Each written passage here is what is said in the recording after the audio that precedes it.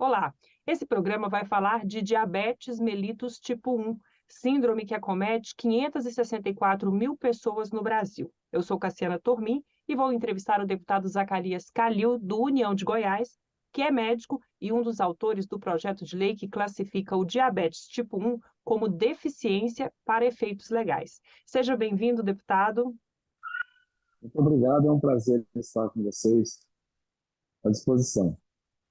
Deputado, primeiro vamos aqui aproveitar os conhecimentos médicos do senhor. Conta para a gente primeiro o que é o diabetes tipo 1, né? Não sei se a gente pode chamar de doença, e por que o senhor defende que seja considerado uma deficiência? Então, diabetes tipo 1 é uma doença autoimune, né, que ele cria anticorpos que promovem a destruição das células betas do pâncreas. Então, com isso, você diminui a produção de insulina, né, que é esse hormônio necessário para o controle da glicemia, da glicose no sangue. Então, com esse diagnóstico, o paciente passa a depender assim, do uso de insulina injetável, né, o resto da vida. E tendo que, às vezes, aplicar múltiplas injeções diárias. Então, Ou hoje, seja, não no tem mundo cura, né, inteiro, deputado? não tem cura. Até o momento, não. Você vê que no Brasil, hoje, nós temos 16,17 milhões, né, de pessoas diabéticas no Brasil, sendo que 565 mil são portadores de diabetes mellitus autoimune, né? Então, com isso, varia também de acordo com a idade, né? Por exemplo, cerca de 110 mil pacientes, eles são abaixo de 20 anos de idade. E cerca de 455 mil acima de 20 anos. Então, é uma doença que, pelas pesquisas que foram realizadas, 25% desses pacientes não conseguem um controle adequado dessa patologia, né?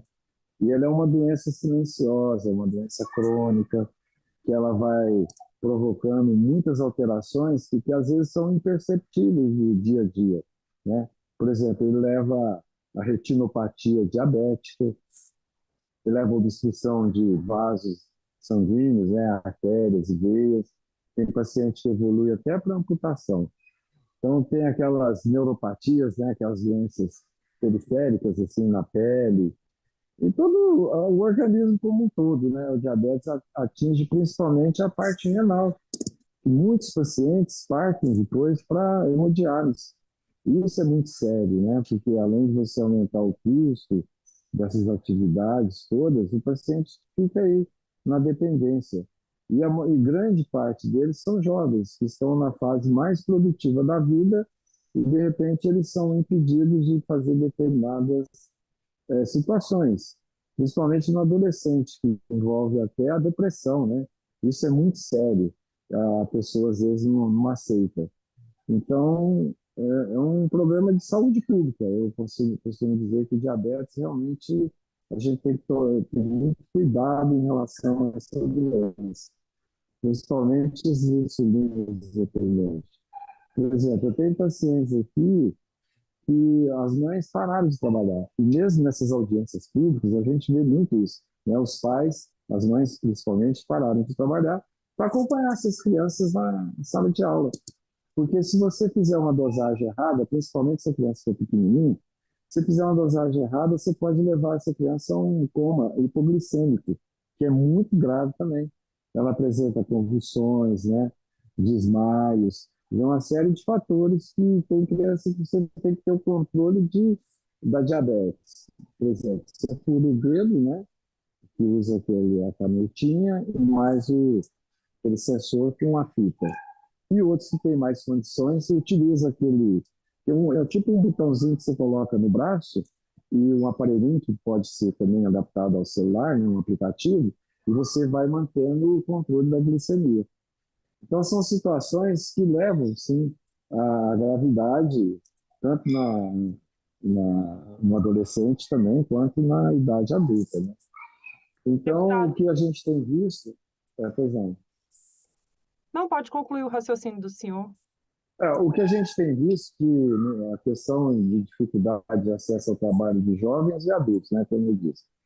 Então, por exemplo, no Brasil, o país não conta ainda com uma política pública estruturada para o paciente com esse tipo de diabetes. Tanto é que 25% dos pacientes apresentam um controle adequado.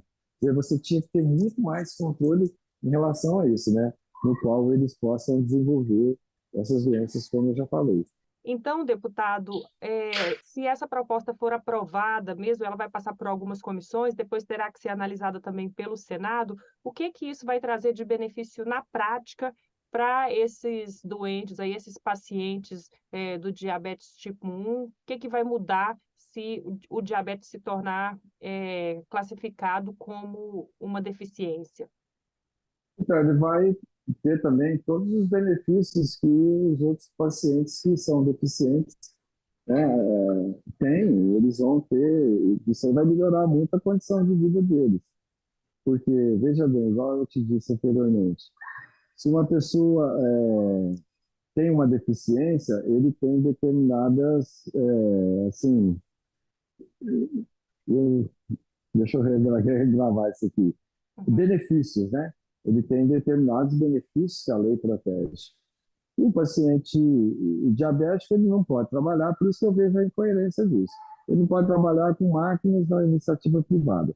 Não pode dirigir veículos, né? Por exemplo, um carro de motorista, alguma coisa assim. Ele não pode entrar nas Forças Armadas porque exige uma atividade física muito importante. Ele pode desenvolver um quadro de hipoglicemia. Na escola também ele sofre determinadas situações que prejudica até os familiares, né? Porque a mãe tem que estar sempre lá acompanhando para fazer, por exemplo, a dosagem de insulina, dosar a glicose do sangue e ver se essa criança está passando mal ou não. Isso é muito comum, viu? Esses pacientes apresentarem hipoglicemia, eles desenvolvem convulsões, sudorese, queda de pressão, desmaio, uma série de coisas. Então, muitas mães deixam de trabalhar em função disso. Então, isso vai beneficiar a família como um todo, né? Para que você possa ter a sua qualidade de vida também. Uhum. Porque não é só você ter uma deficiência macroscópica, você vê um paciente que é cadeirante, um paciente que tem deficiência visual. O que a gente quer contribuir é que o paciente que ele apresenta uma deficiência intracorporal, né? Que seria a falta de insulina. Então, isso aí é muito importante. Tá certo, deputado. Muito obrigada por sua participação mais uma vez aqui com a gente no Palavra Aberta.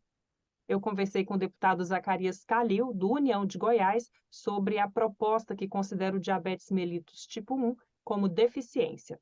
Até a próxima.